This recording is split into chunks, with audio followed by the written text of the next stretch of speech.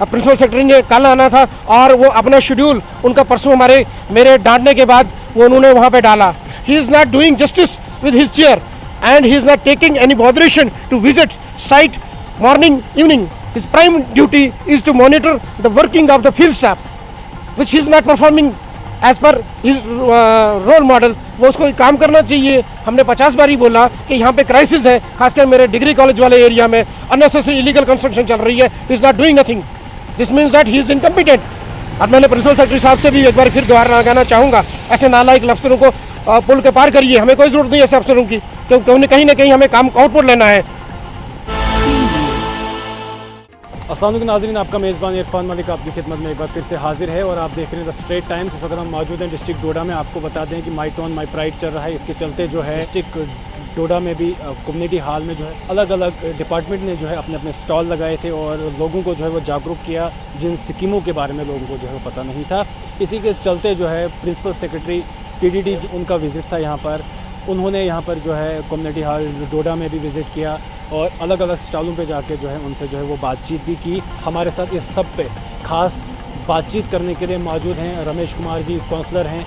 अक्सर जो है वो सुर्खियों में रहते हैं, हर मुद्दे को लेकर जो है वो सामने आते हैं। चाहे चनाब वैली में कोई सा भी मुद्दा हो तो तब आप रमेश जी का जो है वो चेहरा देखेंगे। हर हमेशा आवाज़ उठाते हैं, चाहे वो ट्रैफिक के रिलेटेड हो, चाहे वो बिजली के रिलेटेड हो, चाहे वो पानी के रिलेटेड हो, चाहे वो किसी भी मसले को लेकर हो, तो हमारे रमेश जी जो है वो सामने आते हैं। रमेश जी हर वक्त आपको जो है सुर्खियों में कहा जाता है, हर वक्त जो है आप जो है सामने मुद्दों को लेकर आते हो। आप मुझे बताइए, PDD का जो है बड़ा मुद्दा जो है यहाँ पर इस वक्त हमारे चनाब वैली में सामने आ रहा है, बिजली की जो है वो क्राइसिस है। इस बारे में आप क्या कहना चाहेंगे? इस बारे में आपने अपनी आवाज़ उठाई, अपनी जो है वो बात रखी, इस सब को लेकर आप क्या कहेंगे? देखिए, सबसे बड़ी बात मैं धन्यवाद करता हूँ LG साहब का, और उन्होंने एक गवर्नमेंट ऑफ इंडिया का रिप्रेजेंटेटिव भेजा प्रिंसिपल सेक्रेटरी लेवल का, जिसने यहाँ का सिनेरियो देखा और उन्होंने अपनी बातों में कहा कि जितनी फिक्र हमें अपनी टाउन की करनी चाहिए, क्योंकि हम लोग पब्लिक रिप्रेजेंटेटिव है।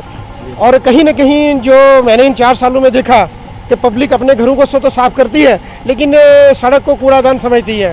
तो मेरा आपके मीडिया, जिसका मैं बहुत रिस्पेक्ट करता हूँ, कहीं ना कहीं मेरा आप सब से डोडा की आवाम से नहीं, पूरे जम्मू कश्मीर की यूटी के जनता से हाथ जोड़ के करबद्ध निवेदन है कि वो सड़कों और ड्रेनेज को कूड़ादान न समझे, अपना डस्टबिन अपने पास रखें। हमारी गाड़ियाँ आपके पास अवेलेबल हैं, जहाँ पे गाड़ियाँ अवेलेबल नहीं है हमारा अमला आपके पास अवेलेबल है। कहीं ना कहीं हमारे सड़क और शहर को साफ रखने में हमारी सहायता करें।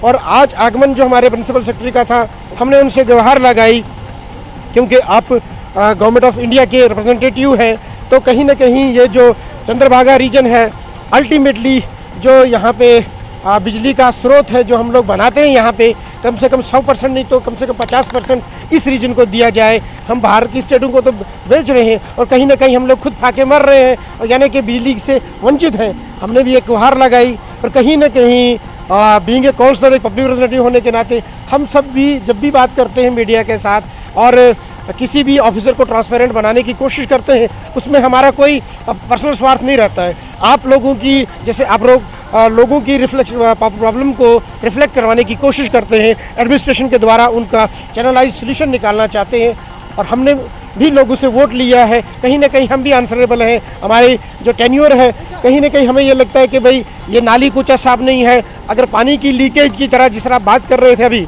कि पूरे शहर के अंदर, खास करके जो डोडा की शहर है, म्यूनसिपल कौंसिल का एरिया जो डोडा बस स्टैंड से लेके GMC, और कहीं ना कहीं हर पार्ट आपको मेन सिटी का लगेगा जहाँ के लीकेज का अंबार लगा हुआ है। आज मैंने फिर एक बड़ी चेतावनी के रूप में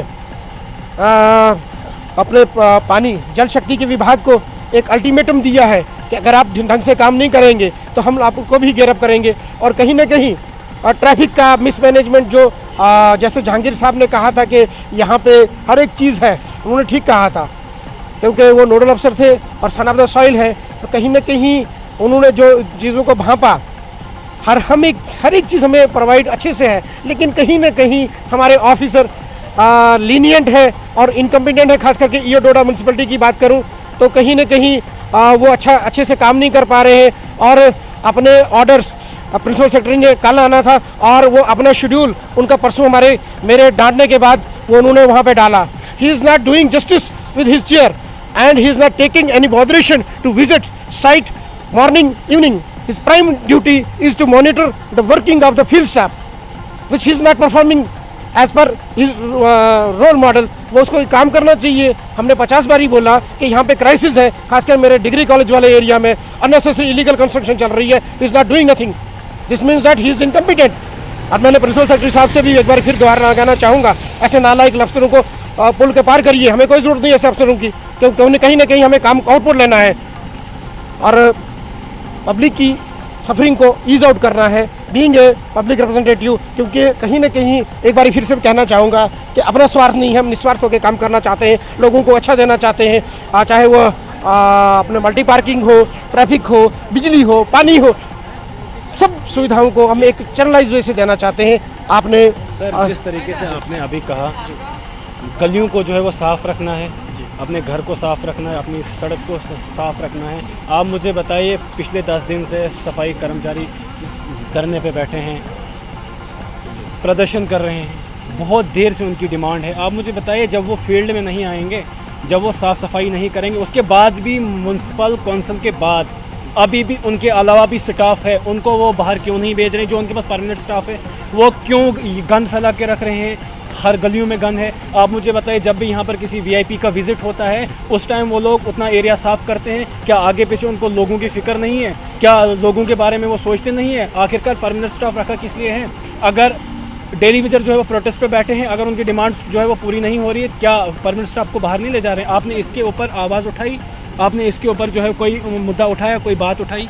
देखिए, पिछले जब भी स्ट्राइक हुई थी, हम उनके साथ शाना बशाना रहे और उनकी जो डिमांड है वो बहुत जेन्युइन है. और कहीं ना कहीं डोडा शहर का जब भी कोई ऑफिसर विजिटिंग होता है उसके लिए सफाई की जाती है, क्योंकि हम लोग टैक्स पेयर हैं, टैक्स देते हैं हम लोग. पूरी जनता डोडा की शहर की टैक्स पे करती है. कहीं ना कहीं हमें उसको रिलीफ देना है. और अल्टीमेटली कहीं ना कहीं जो परमानेंट स्टाफ है, तो जैसे आपने बात की, उस पर हमें काम लेना है. और जो जहाँ पे बीमारी का खदशा है वो भी तो हमने ही देखना है ना.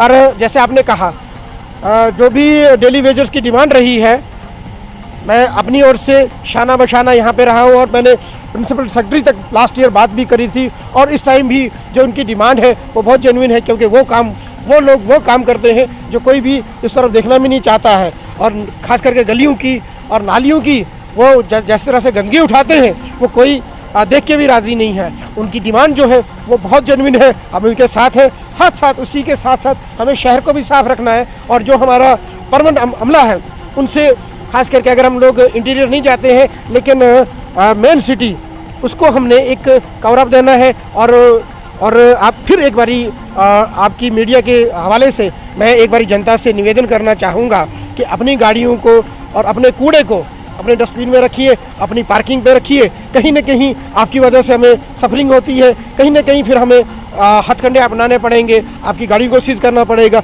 आप पे लीगल एक्शन लेना पड़ेगा. आपको गंदगी, क्योंकि सिटी के अंदर कैमरा इंस्टॉल है और हमें हर एक चीज़ का पता लगता है कि कौन गंदगी डाल रहा है, कौन नहीं डाल रहा है, कौन ट्रैफिक मिसमैनेज कर रहा है. हमें हर चीज़ का पता है. हम आंखें बंद करके बैठे, इसलिए हमें हर चीज़ का पता है. इसीलिए हमें मौका ना दीजिए कि हम आप पे लीगल एक्शन करें.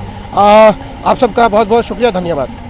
ये थे हमारे साथ रमेश कुमार जी, काउंसलर हैं. अक्सर जो है वो सुर्खियों में रहते हैं, अलग अलग मुद्दों को लेकर जो है वो सामने आती है. और आज भी इन्होंने अपना जो है वो मुद्दा रखा, जो भी इनके वार्ड की जो डिमांड्स थे, जो आए थे पीडीडी के, उनके सामने जो है उन डिमांड्स को लेकर भी आए, उनको भी कहा. और ट्रैफिक के मसले पे बोला और पानी के मसले पे बोला. और मेन मसला जो इस वक्त हमारा चल रहा है, इस वक्त जो हमारे सफाई कर्मचारी जो है वो पिछले 10 दिन से जो है वो प्रोटेस्ट पे हैं, अभी तक जो है उनकी सुनवाई नहीं हुई. अब देखना होगा कि अब जो है आगे गवर्नमेंट क्या स्टेप लेती है उनके लिए. अभी जो हमारे साथ रमेश जी ने खास बातचीत की है, आपकी क्या राय है हमारे कमेंट सेक्शन में ज़रूर दीजिएगा.